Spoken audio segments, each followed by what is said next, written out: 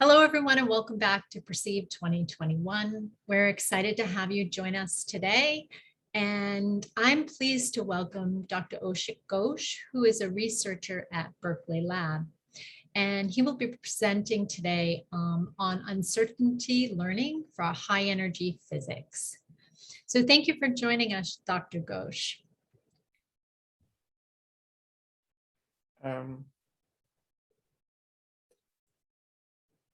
All right, do you see my screen in full screen? Yes, looks good. All right.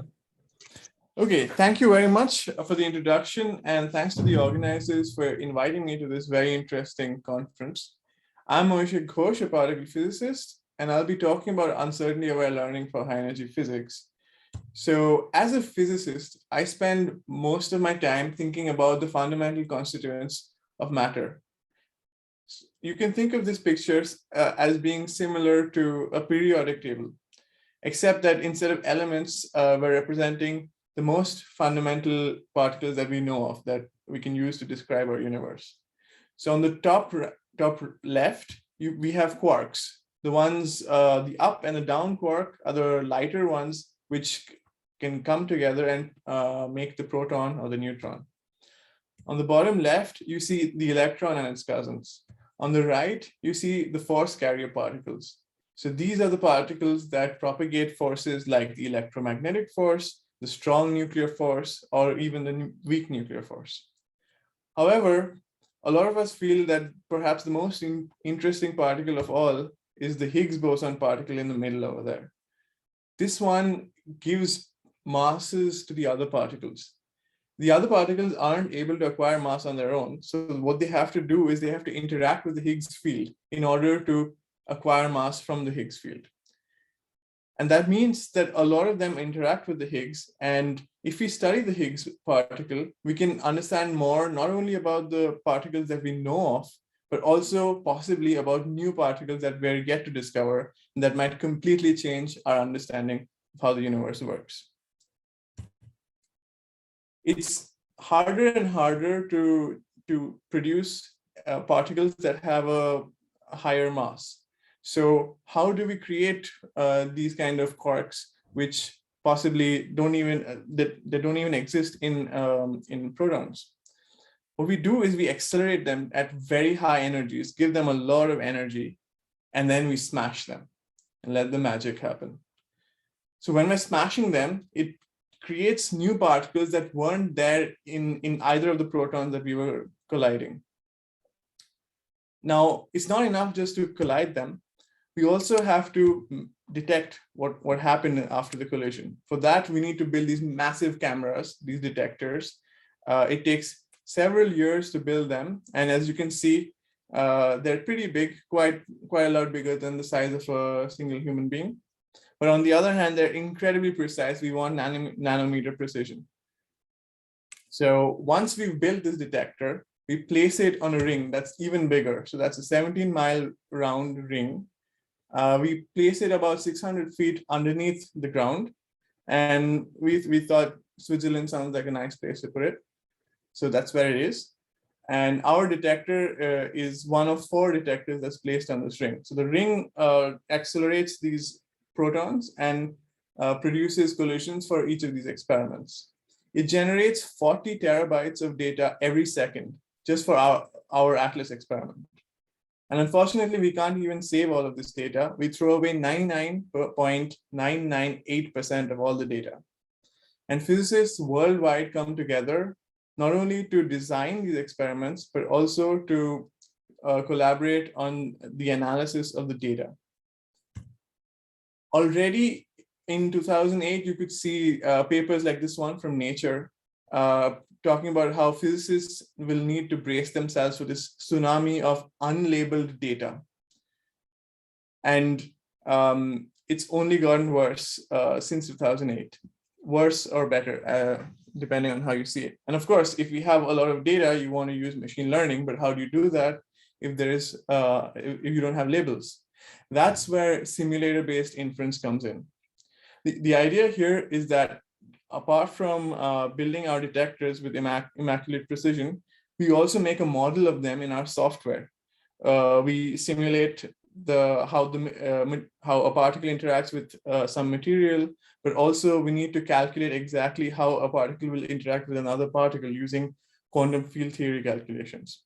So we do all of that and produce very high precision simulations, which since we know how we're producing them, these simulations are labeled data. And then the final step is to compare the unlabeled data that we get from the collider to the labeled simulations that we can make under various assumptions of how the universe might be described. And with these comparisons, we can understand more about what the true description of our universe is. Now, if there's one point you should take home from this talk, it's that in experimental sciences, the quality and the reliability of a measurement is given by its uncertainty. The measurement alone means nothing to us if we can't give a reliable estimate of the uncertainty we have on it. So as physicists, we spend all of our time thinking about uncertainties. And since we use machine learning, we want to think about uncertainties in the context of machine learning as well.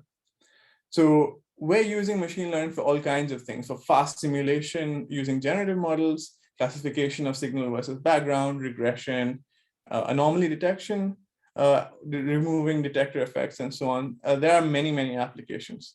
I'm going to pick the easiest or the most simple one to understand, which is classification. And we're going to talk about uncertainty awareness in this context. And then once I've convinced you that uncertainty awareness works for classification, we can think about how to also make all the other kinds of machine learning models uncertainty aware. So going back to simulator-based inference, it's true that we have these excellent simulators, but the thing is, they're only as good as the information you give them. So what if you don't know the true state of your own detector? We know it, we have a good guess of what it is, but we don't know it to infinite precision. So let's say there's some state of the detector Z. And in the simulation, you set Z equals 1, that's your best guess. And you get these excellent simulations, but the reality is that your detector has a Z equals 1.01. Now, this is a source of difference between the simulation and data, and this will bias all of our measurements. And as you know, we care a lot about biases. And this leads me to like systematic uncertainties. So if you remember from high school, you might have learned that if you have a metallic ruler that's calibrated at room temperature and you try to use it below freezing, then every time the ruler tells you that you're measuring a meter, you're probably actually measuring 0.9 meters because it shrinks. So that's a source of systematic error. And in particle physics, we measure energies with our detectors. So like any thermometer, it has imperfect calibration. Now, to be clear, these systematic uncertainties are different from model uncertainties. So even an infinitely powerful machine learning model won't help us reduce these uncertainties. It's also different from data uncertainties, which means that even if we had infinite training data, we would not be able to reduce these uncertainties. So the question we need to ask ourselves first is, how do we quantify these uncertainties? That's the most important goal. So how can we make an estimate of the range of our possible biases? We do this by applying whatever our analysis strategy is and however long this algorithm might be on simulations coming from different states of the detector. So we change the state of the detector in our simulation and we generate new data. And as we apply the same strategy on these different data sets, we can see how our measurements shift. So we know our bias, and then we can take the envelope of these measurements as our uncertainty. Now, of course, even though we don't know the exact true value of the detector, we know we have a prior knowledge of its distribution. So we know that our best guess is that Z equals 1 and values farther away from 1 are less and less likely. So we account that also, these probabilities also into our envelope. Now, the next question is, which of these simulations do we train our machine learning models on? Of course, we should train them on the data sets from our best guess of z, right, which is z is equal to 1. So that's the baseline strategy we have. We train our classifiers on simulations from z equals 1, and then we apply it on data where we don't know the true value of z. Of course, the uncertainties are still estimated correctly using the method I just described. But since the classifier is only trained on z equals 1, the systematic uncertainties will get larger and larger as if the true value of z in the data is farther away from 1. And that seems like a problem. And one way you can think of combating this is to simply train the model on simulations from various different values of z. So this is data augmentation. If you do this, you're training the classifier on a cocktail of data coming from different values of the detector state, and then applying it on real data where the value of z is unknown. Of course, the classifier now learns a much more robust decision function, but it's going to learn only general characteristics that separate signal from background in all of these data sets. It won't be optimal for any one particular value of z. And this takes us to questions about domain adaptation. And if you were paying attention a few years ago, there was this very interesting paper on using adversarial training for domain adaptation. So the problem was that, what if your training data set is MNIST, so it has a black background and white numbers, whereas in the application case, you also have numbers, but the colors might be different, the backgrounds might have some shape. So what this paper demonstrated is that using a second neural network, you can force the classifier to only learn the salient transferable features from the source while ignoring things like the background picture and the colors. So that sounds like a pretty good idea. We have a similar idea in particle physics. Again, we have a second network that forces the classifier to be insensitive to any changes in the detector state. So if before adversarial training, the distribution of the output of the classifier was different for data sets coming from different values of z, so here blue, green, and red, then after adversarial training, these differences can be minimized, as you can see on the right. However, this comes at the cost of separation power. So you get a general purpose classifier that works on data from all values of z, but it will not be as good as a domain-specific classifier that's designed for a specific value of z. And remember, in the real data, there is only one true value of z. So this is why we advocate for exactly the opposite of invariance. We want our network to be fully parameterized on the hypothesis value of z. And the intuition is that we now want our downstream task itself to vary as a function of z. And if you train a network this way, then you always get the best classifier for each value of z. So whatever the true value of z is in the data, if you apply the network again and again with different hypothesis values of z, one of them will be the optimal one for the data. And now I'm going to show you an example of a downstream task which can be adapted to use this kind of a network. So we're going to look at the measurement of some parameter that we're interested in. Let's call that mu. And we're going to have to do an intermediate step, which is to calculate the likelihood that the true value of mu is something in the data as a function of the likelihood of the detector state, the true value of the detector state in the detector. So let's get right to it. I'm going to start with a toy problem. So we have only two features, so we can visualize the whole problem. The signal is on the top right, and the background is on the bottom left. But you also have this z angle, which describes your detector state. Our best guess value is pi by 4, so this is diagonal. But as we have a bias, so as the angle changes from pi by 4, the center of the signal and the background distributions rotate. And if you think about it, this is a pathological case where if you try to be completely invariant to the effect of z, you will have a completely dumb classifier. You can't do any classification by being invariant to z. But how does the decision function of our uncertainty aware classifier change? So here, the dots are the data and the background is the decision function.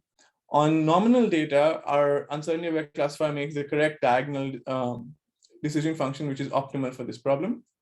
But if we have biased data where the points are rotated, then the uncertainty aware classifier is able to rotate its decision function to again become optimal for the new problem. Of course, this only works when you give the true value of z as an input to the network.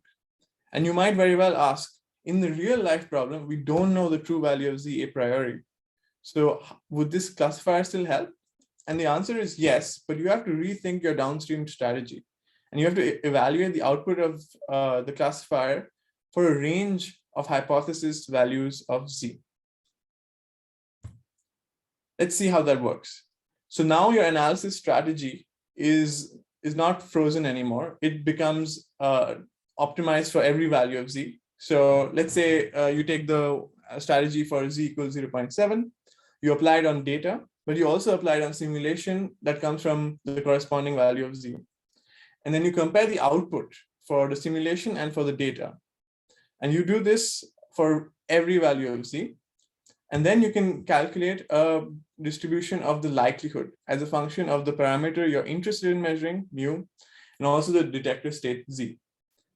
But of course, the detector state is just a nuisance in your problem. You don't actually care about the detector state. You want to measure mu, and the detector state is only causing additional complexities.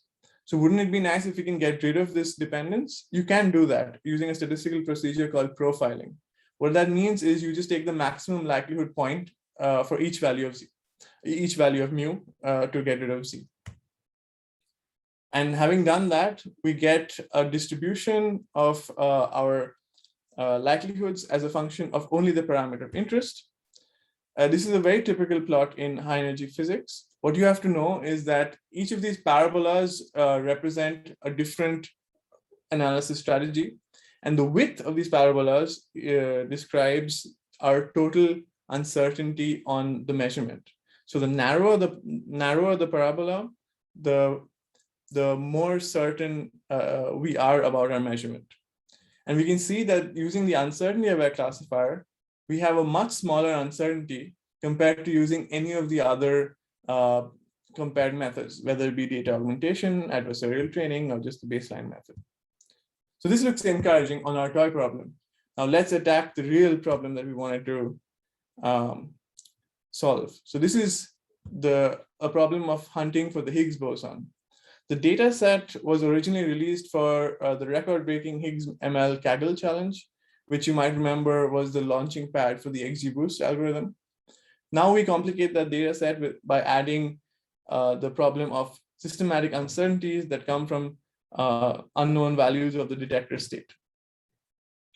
And having done that, I'm going to skip directly to the results on this data set. We do all of the analysis just as before, and I'm showing you a result for the detector state being 20% below our best guess of the detector state. So here again, you can see that the uncertainty aware classifier in green has the narrowest curve, which means it has the smallest uncertainties. And it coincides with this black dotted line. What is that? So just for comparison, I added another classifier, this one with the assumption that we have perfect knowledge of the detector state. So I cheat, I find out what the actual value is in the simulation, and I train the classifier only on the correct value of z. And even then, our uncertainty aware classifier for this problem does as well as being able to know the value of z perfectly, which means that regardless of the true value of z, this classifier is able to reach optimality. To conclude, systematic uncertainties are a nuisance in simulator-based inference, and uncertainty-aware networks outperform various of the domain adaptation strategies that we often use in particle physics. The downstream task itself has to be made uncertainty-aware, and many more traditional tasks in experimental science can be reimagined in terms of uncertainty awareness. And I'm hoping that over the next few years, we see more and more of this. And as a bonus, I let you ponder about a question. Now that we have systematic uncertainty aware networks, and we know about Bayesian networks that can handle model uncertainties, wouldn't it be nice if we combine them to get an uncertainty-aware Bayesian neural network? Thank you. Thank you so much, Dr. Ghosh, for joining us. That was terrific, and your insights are super valuable. Big round of applause from our virtual audience, and we will see you at our next session. Thanks.